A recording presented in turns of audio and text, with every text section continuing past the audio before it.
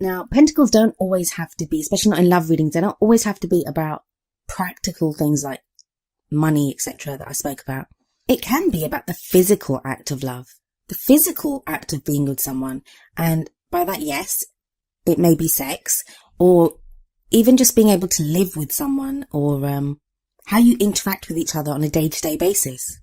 But the Two of Pentacles does bring balance to this, and it asks you to make sure you're not focusing too much on one area of your life.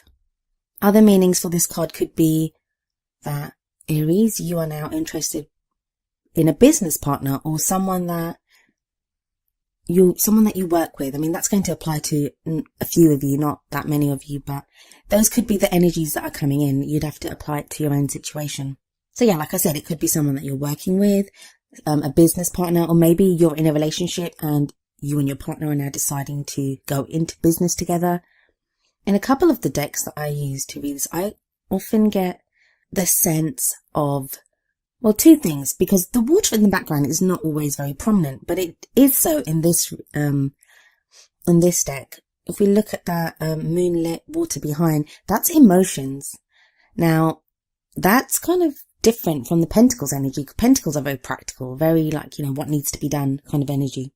But whatever this balance is, I think it helps calm emotions. So if there's been any kind of emotional turmoil, or, you've not known where you stand, if there's been confusion, the moon does often can indicate illusion and confusion. I think working on the practical aspects, or working on being with someone, and if you're single, it could be working on your own practical situation and how you date and the kinds of people that you're dating, and making sure that, you are allowing enough time to date. You're not just dealing with work or whatever. That's going to help ease emotions, because the water in the background of this card, it's serene. There's a few ripples on it, but it's not roiling. I know some of the Two of Pentacles have that kind of roiling water in the background. So let's get into the actual reading. First card that comes up is Strength. Lovely card. And I guess this kind of ties in with what I was saying with the Two of Pentacles. That sense of dealing with practical stuff, finding that balance in your life. It's going to make you feel better or more sure of what you're doing and who you're doing it with, I guess. And there's no kind of pun intended there. But then you have the Strength card, and the Strength card says the same thing. It's telling you that you have the strength to go forward, to face whatever comes up, and you'll face it and win, even in a lot of the cases, not by brute strength, not by any kind of overt moves or having to put a show on. And I know, Aries, you're ruled by Mars, and sometimes that can be the case, but you don't need that. You have a calmness about you, an inner strength, an inner resilience right now. And that's coming up at the heart. And that's something that is going to get you through whatever is coming up. I'll be honest, when I looked at this spread, there are people everywhere in it. There are so many court cards that have come up. Now this could indicate different aspects of the same person, or it could actually be that there are that many people in your love life. The best message from the Strength card is, the images of the Strength card, and this one's no exception, is there's always a woman with a lion or some kind of beast, and the beast is just effortlessly tamed. You'd be afraid for the woman, but she looks happy and serene, and the lion doesn't look very threatening. And she's able to control that lion. So the lion would represent any kind of problem, any kind of strife, any kind of conflict, anything. She can control the lion, but not by she's not got him chained up or caged or anything. Although in this case, she does seem to have like a chain around, but it's so loosely around the lion's neck. It doesn't even mar his mane in any way. And she's very loosely just holding that chain in her hand. In fact, it looks more decorative than anything else. I do apologise if there's fireworks while I'm doing this reading, because it's a celebration weekend here, and the whole reason there've been fireworks going off for days, and it's been impossible to record. So I apologise. I'll try to edit out as many of the sounds as I can, but you may get a few kind of firework sounds in the background, and I apologise for that. So the card you get next is the Ace of Swords, and this is the obstacle or conflict or what you're up against. Ace of Swords is all about beginnings, so it's a new way of thinking. It's also about cutting out ideas that no longer serve us. There's such a grounded quality, like with the cards that have come up. And it's kind of strange to say that because swords are air and it's about thoughts and logic. It feels like with the Two of Pentacles and the Strength card coming up first, they give you a very grounded quality. And perhaps being that grounded allows many of you to kind of reevaluate how you've been thinking about love. Seems to very much be needed though, very much be needed, because you have the Two of Swords in the past for the energy that has just passed. And we look at the past to let us know why we're in the present and why the present's leading us to the future that we want. Nothing's written in stone. No future is written in stone. The cards look at the past and the present to show you that these are the kind of energies that are leading you to where you want to be. And it gives you more power to make changes, the kind of changes that you want to make. So in the past, we have the Two of Swords. This is a difficult time that's gone for you, Aries, where you've struggled to keep things balanced. It ties in very much with the Two of Pentacles. Like now, there's more of a practical energy. It's easier to keep things balanced. You can see that guy juggling his pentacles and, he looks fine. But in the past, it's like you were balancing those swords. You were having to deal with whatever you were trying to deal with. But it was a struggle. And this can be conflict with someone. Maybe it was conflict in your life in general that was stopping you from dating or pursuing a love interest if you're single. But yeah, definitely a difficult time that's gone in the past, and it's not been easy for you, not been easy at all. But now we have the Queen of Wands energy coming in.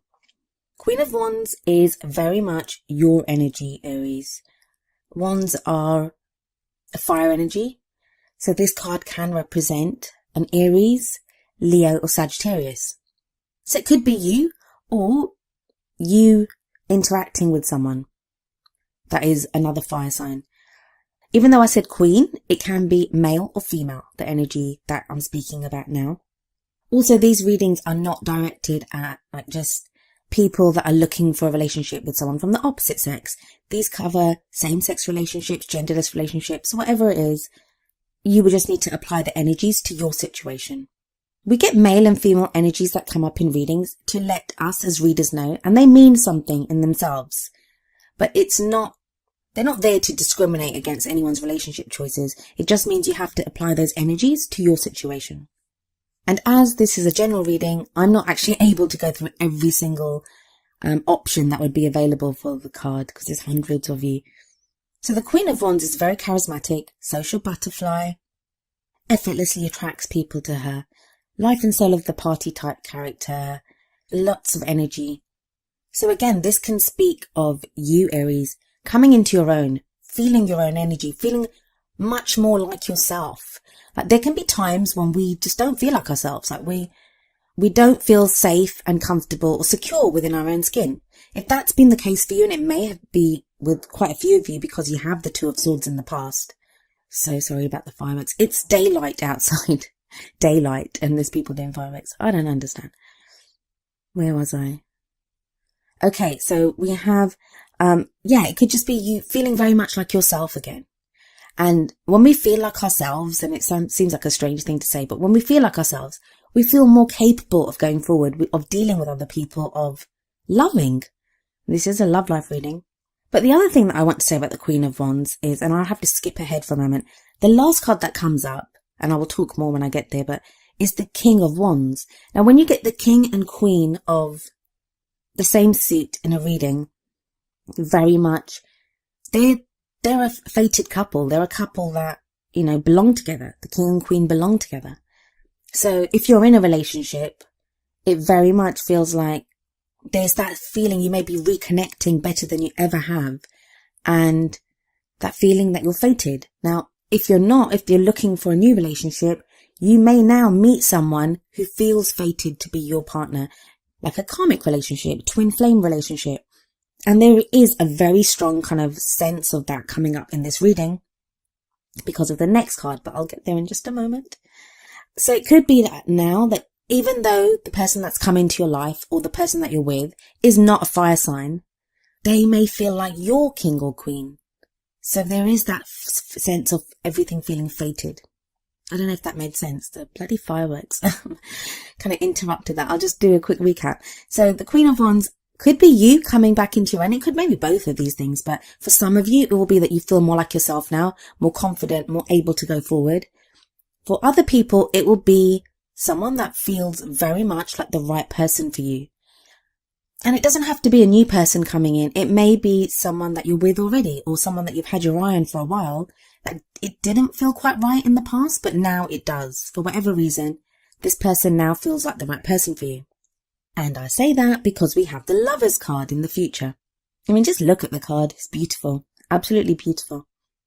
And the Lovers, yes, can talk about a love relationship. This may be, as I said before, a karmic relationship, a divine partnership, whatever you want to call it. I am going to be making a video about twin flames and divine partnerships and stuff, because I received so many questions about it. But this could be the sense of that feeling that you're fated to be together.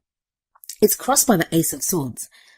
I'm kind of seeing, or I'm getting the feeling that for many of you, meeting this person or being in this relationship or connecting in this way to whoever you're with, it's like it clears your mind. Like whatever fogginess has been there, whatever confusion may have been there, it clears it all away. Everything becomes very clear. And the reason I say this is the Lovers card always speaks about a choice.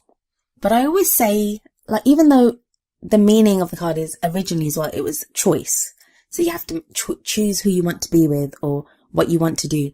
There is no real choice, because you will feel love for, in this case, it's a love reading. So you will feel love for someone.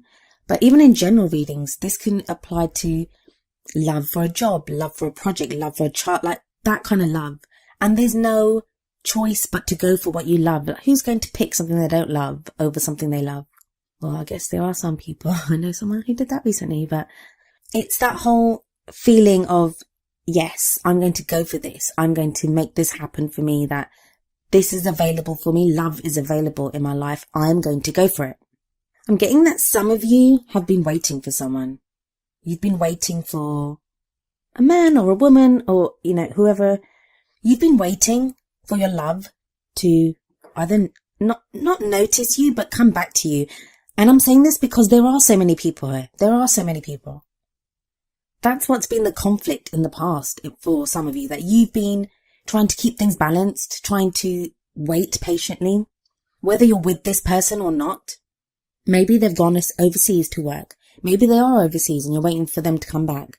But even if you're with someone, it may be that your partner for a while has just been like checked out or disconnected from the relationship.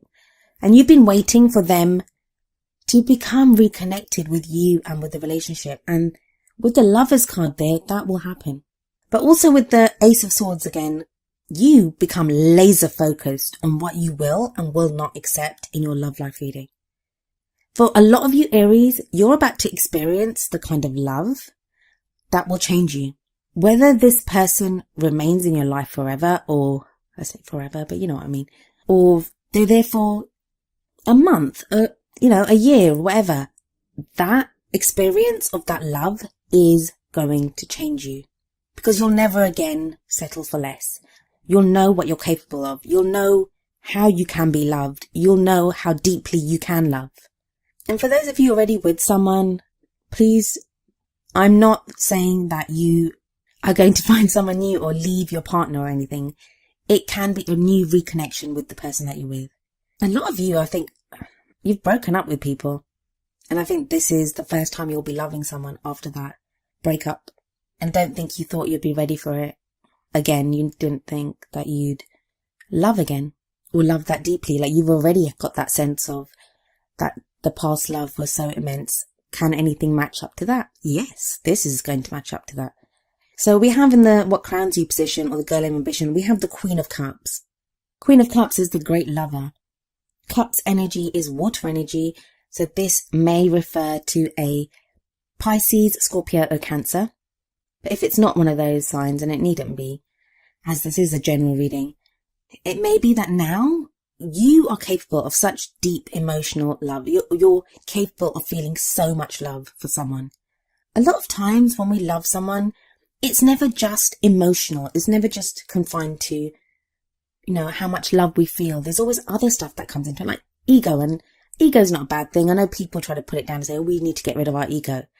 It's what directs us in life. It's what helps us to achieve things in life. Keeps us safe a lot of times. So I'm not saying ego's a bad thing here, but it may be that you love someone, but then you're thinking, I don't want to be the one to say I love you. I don't want to be the one to show I love that person. They could hurt me.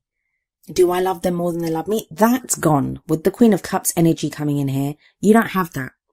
It's a quiet confidence. Again, like the Strength card. Confident in the love that you feel and the love that you're willing to accept now. For some of you, this is going to be a person that comes in. Even though we've had the King and Queen of Wands, it may be that the King and Queen of Wands that are showing up here are just to show you this is the perfect person for you. This is that kind of divine partnership feeling, that fated feeling, fated lovers. So those could be there just to show you that connection, whereas the person is actually, the personality of that person is like the Queen of Cups. In your feelings, you have the Seven of Wands. Oh, Aries, still feel so tested, still feel like everything's coming at you. I feel like you've been struggling so hard to keep your emotions controlled. And I don't mean, by that, I mean, not just like letting your emotions explode all over everyone else. I think you could very easily have that tendency to do that, but you've been trying not to. You've been struggling to control things that you're feeling, things that you're thinking. I think a lot of you have had to react to very unpredictable situations that have been coming up for you. Things that if someone told you, hey, this is going to happen, you'd be like, that's not going to happen. Or they sound so unrealistic. Or you're recounting your life. You're saying to people, this happened to me last week and this happened to me the week before. And they're looking at you thinking, that stuff doesn't happen to people, but it's happening to you. I don't know why I got that. That just came through to me. But so that's where the Seven of Wands is coming in. But in your feelings, it's telling me that it can be testing. You've probably been flying through the whole range of emotions. And it's been a bit of a roller coaster ride, but there's nothing to show that you won't succeed, that you won't be able to master your emotions. And I would say to take that with a grain of salt when I say that to you, that I'm not one of those people that thinks we need to control every aspect of what we're feeling. Emotions are there for a reason. There's no such thing as a good or a bad emotion. We just have to look at why we're feeling that and then go from there. So you've been doing that. A lot of you have been doing that. Outside factors, you have the Ten of Pentacles. Ten of Pentacles talks about, I say outside factors, that can be external energies coming in or things that affect your relationship right now or your love life. Ten of Pentacles is about legacies, is about inheritance. It's about building that solid, practical future and the rewards from that. Tens are about the ends of cycles. So this can be, like the Ten of Cups is often seen as the happily ever after card, but I also see that energy in the Ten of Pentacles as well. It's like all the work has been done. You can now enjoy being together, enjoy what you have built together. So you're very much in a more solid, grounded place. And I keep saying that, but definitely. And this might be shown by maybe you've had to focus on work. Maybe you've had to focus on buying a house or anything practical like that. Like that's done now. And that's a solid basis for you to go forward in your love life. This has kind of been coming up again. I've seen this card quite a few times already. Nine of Pentacles and your hopes and fears. While you want that independence to be maybe financially independent or, to be able to stand on your own 2 feet, you don't want to do it alone. Nobody wants to do it alone. So you have that in your hopes and fears now. I would say some of you need to ask yourself, what is it that worries you about what you've achieved practically? Why do you think it's going to leave you alone? Like leave you all alone, I should say, sorry. It won't do. There's too many people in this reading for you to be very alone. And maybe that's what you want. Maybe for some of you, you want out of bad relationships. You want to move on to something new. You want to be, there could be some of you going through divorce. I mean, that could be what the Two of Swords is in the past here.